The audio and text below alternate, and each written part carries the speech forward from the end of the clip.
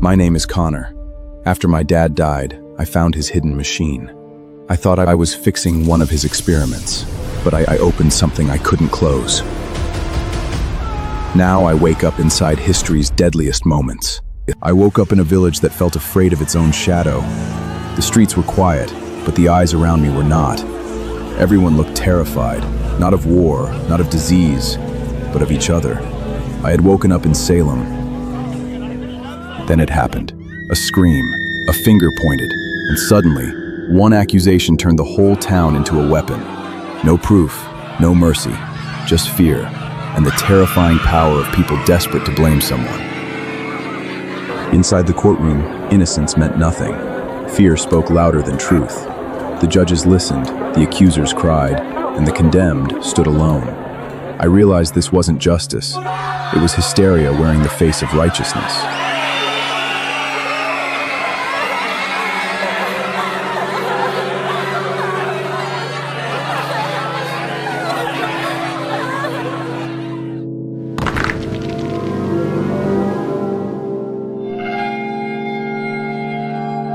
That was the worst part of Salem. Once the fear started, it needed new victims. Then the crowd looked at me. One whisper became another, one finger lifted, and I realized history hadn't brought me here to watch the trials. It may have brought me here to stand in them. If you felt trapped inside with us, this is only the beginning. Subscribe to Trapped in History and follow for the next story, because next time, you may wake up somewhere even worse.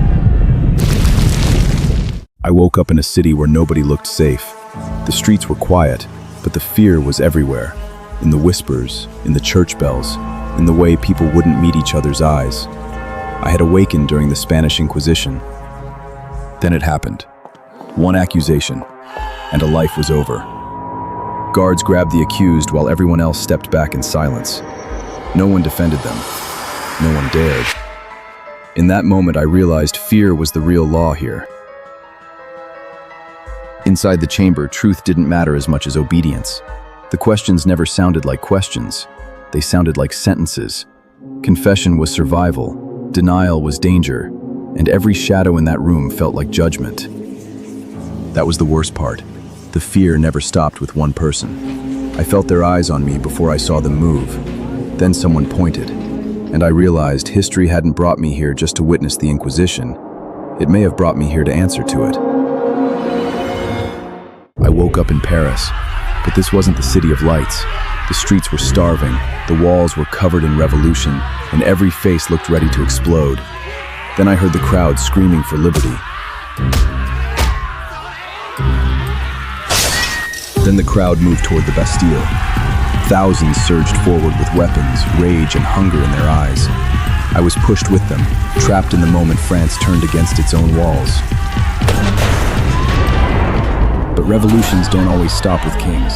Soon, fear ruled the streets. Trials became sentences, neighbors accused neighbors, and beneath the guillotine, I realized liberty had turned into terror.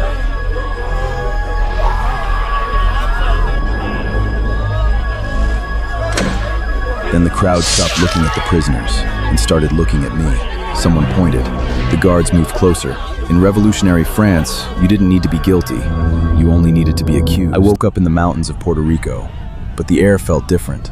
The streets were quiet, the people were whispering, and every face looked like it was hiding a secret. Then I heard the words, Grito de Lares. This wasn't just anger. It was a revolution planned in whispers. Men and women risked everything, preparing a flag, weapons, and a dream too dangerous to say out loud. Puerto Rico libre. Then the silence broke. The rebels marched into Lares, the bells rang, and the flag rose over the town. For one moment, fear turned into fire, and Puerto Rico declared that it wanted to be free.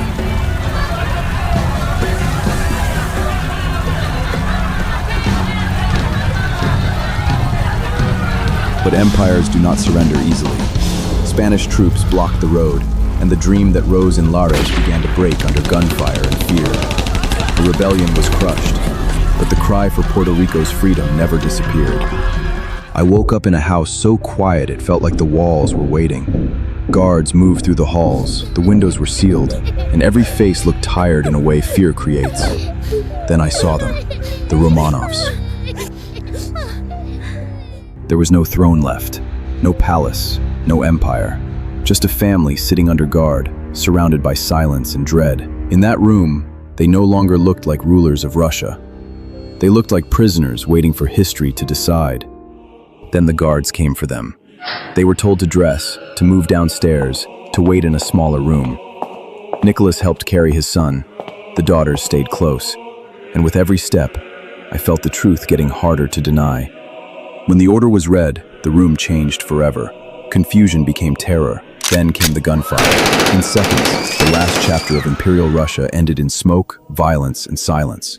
And I stood there, trapped. I woke up in a street that smelled like rain, smoke, and fear. Fog covered everything. The lamps barely lit the alleyways. Then I heard the name whispered through the dark. Whitechapel. And I knew exactly where I was. No one in Whitechapel felt safe. Every shadow looked suspicious. Every footstep sounded too close. The papers screamed about another victim, and the streets moved like the whole city was holding its breath. That was the worst part, the silence before the horror. I saw her disappear into the fog with a man whose face I couldn't see. Then came the scream, the footsteps, the whistles, and I realized I had just witnessed another Ripper murder. Then I heard footsteps behind me. Slow, deliberate. I turned, and through the fog I saw a figure standing under the lamp. No face, no voice, just silence. And in that moment, I knew history hadn't brought me here to watch the murders. It might have brought me here to meet the killer. I woke up on cold stone beneath ancient walls that felt older than memory itself. Guards moved through the torchlight, ravens watched from the yard, and every corridor felt heavy with secrets. Then I realized where I was, the Tower of London. The tower wasn't just a castle. It was a fortress, a prison, a warning, even a royal zoo. Kings used it to show power. Prisoners entered it in chains. And once those gates closed behind you, history rarely promised a way back out. The tower guarded the crown, but it also devoured those closest to it. Here, even queens were not safe.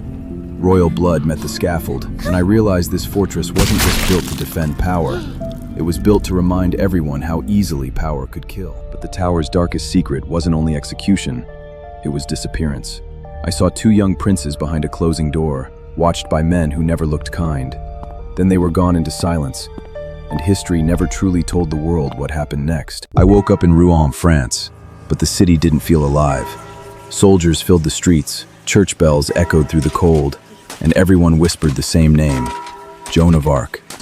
Then I saw her, guarded like a prisoner history had already condemned. Inside the chamber, the questions came like weapons. Her faith, her voices, her clothing, her loyalty, everything was turned against her. Joan stood alone before men who called it a trial, but I could feel the truth. Then came the verdict, heresy, condemnation, death. The words filled the room like smoke. Joan didn't break. She just stood there, surrounded by power, politics, and fear. While I realized I was watching innocence lose to history, they led her through Rouen while the crowd watched in silence. Joan was only 19, but she walked like history could not frighten her. The English lit the fire, and the flames began to rise around her. But in that moment, she stood stronger than the men condemning her. They burned her alive, but they could not burn away what she would become. I woke up in a quiet medieval street, and at first, nothing felt wrong.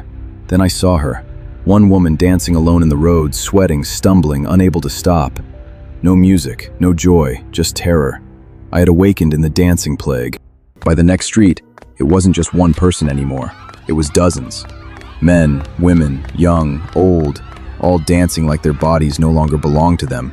The city didn't know if it was sickness, punishment, or madness. It only knew it was spreading. They danced until their bodies began to fail. Feet tore open, faces turned ghostly. Some collapsed where they stood, and still others kept moving like stopping meant death. I wasn't watching celebration. I was watching a city drown in madness, one step at a time. Then I felt it. A twitch in my leg, a movement I didn't choose. I looked down and tried to stand still, but the fear hit me harder than anything else in that city. I woke up on a muddy road surrounded by children carrying crosses. Some were singing, some were barefoot, some looked too young to know where they were going. Then I heard the words that made my stomach drop. The The Children's Crusade. They weren't soldiers. They had no armor, no weapons, no protection, only faith. Villages watched them pass like a miracle was happening. But all I could see were children walking toward a world that would not protect them. The songs faded first, then the food, then the strength. The road didn't care how much they believed. Rain, hunger, and fear broke them 1 mile at a time. At the sea, hope became something darker. Ships waited, men whispered. Children were led forward like they were being saved. But I could feel the trap closing. The Children's Crusade didn't end in glory. It disappeared into betrayal, silence, and loss. I woke up in a village where fear lived in every face. The bells were ringing, people were whispering, and no one trusted their neighbor. Then I heard the word that changed everything. Witch. I had awakened during Europe's witch hunts. Then it happened. One scream, one finger pointed, and suddenly the whole village had a target. No proof, no mercy. Just fear, religion, and desperation turning a human life into a sacrifice. Inside the chambers, the truth didn't matter. Confessions were forced, pain became evidence, and fear wore the mask of justice. I realized the witch hunts weren't hunting evil, they were creating it. That was the true horror of the witch hunts. The fire never stopped with one victim. I felt the crowd change before I heard the whispers. Then someone looked at me. And I understood history hadn't brought me here just to witness the hunts. It may have brought me here to burn in them. I woke up before sunrise in medieval France, and the streets were too quiet. Soldiers moved through the dark with sealed orders, while the Templars prayed behind stone walls. This was the morning their world began to fall. The attack didn't come from an enemy army. It came from a king. Soldiers flooded the Templar houses, seized the knights, chained them like traitors, and took everything they owned. The most feared warriors in Christendom fell without a battlefield. Inside the chambers, the accusations became weapons. Heresy, corruption, betrayal. Men who had fought for the cross were broken by fear and forced to confess. I could see it clearly. This was not justice. This was power writing its own truth. Years later, I watched the last Grand Master face the fire. Jacques de Molay stood before the crowd as the Templar order died with him. The king could burn the man. The church could erase the order. But the legend survived the flames. I woke up in Paris, but the city felt like it had already chosen violence. The streets were angry, the walls shouted revolution, and every voice seemed to carry the same name, Marie Antoinette. Then I realized what day it was. She was no longer dressed like a queen, no crown, no court, no power, just a woman in prison, surrounded by guards and history closing in. I wasn't looking at Versailles anymore. I was looking at the final hours of Marie Antoinette. They paraded her through Paris like history wanted everyone to watch. The crowd lined the streets, hungry for an ending. She sat in that cart stripped of everything but her name, and I realized there was no mercy left in the revolution. Then Marie Antoinette was led to the guillotine. The crowd watched as the fallen queen climbed the scaffold, and moments later, the blade fell on her. In that instant, I realized I wasn't just watching a death. I was watching the end of a monarchy. If you felt trapped inside with us, this is only the beginning. Subscribe to Trapped in History and follow for the next story, because next time, you may wake up somewhere even worse.